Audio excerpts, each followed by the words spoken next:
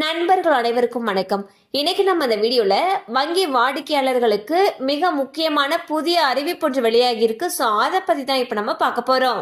தங்க நகை கடன் பெற ஆர்பிஐ புதிய விதிகளை வெளியிட்டுள்ளது. அதன்படி தங்க நகை கடன் வாங்குபவர்கள் நகைக்கு நீங்கள் தான் உரிமையாளர் என்ற ஆதாரத்தை வழங்க வேண்டும். தனிநபர்கள் 1 கிலோ வரை மட்டுமே அடகு வைக்க முடியும்.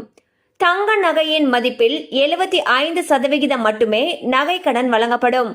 நீங்கள் வழங்கும் நகை 22 கேரட் அல்லது அதற்கு மேல் இருக்க வேண்டும்.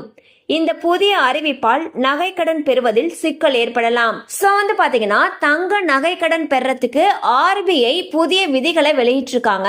அந்த விதிகள் என்னென்ன அப்படின்றத இப்ப நம்ம பார்த்தோம். அதாவது இப்ப நம்ம புதுசா நகை கடன் வாங்க போறோம் அப்படிங்கிற பட்சத்துல வைக்க போற நகைக்கு நம்ம தான் உரிமையாளர் அப்படிங்கிற ப்ரூஃப் கேக்குறாங்க. அது மட்டும் இல்லாம இப்ப ஒரு தனி நபரா இருக்காங்கன்னா 1 கிலோ வரைக்கும் தான் அடகு வைக்க முடியும்னு சொல்லியிருக்காங்க.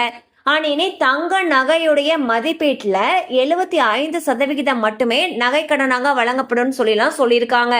சோ இந்த மாதிரியான புதிய விதிமுறைகள்னால நகை கடன் வாங்குபவர்களுக்கு ஒரு சிரமம் ஏற்படக்கூடிய வாய்ப்பு அதிக அளவுல இருக்கு. மேலும் இது சம்பந்தமான அப்டேட்ஸ் உங்களுக்கு தேவைப்படுச்சுன்னா உங்களுக்கு அருகில் இருக்கக்கூடிய வங்கி கிளையை அணுகலாம். கண்டிப்பா அந்த அப்டேட் உங்களுக்கு பயனுள்ளதா இருந்திருக்கும் நம்புறோம். மேலும் இது போல அப்டேட்ஸ் உங்களை உடனே ரீச் ஆகணும்னு நினைச்சீங்கன்னா நம்ம சேனலோட தொடர்ந்து இணைந்திருங்கள். தேங்க்யூ ஃபார் வாட்சிங்.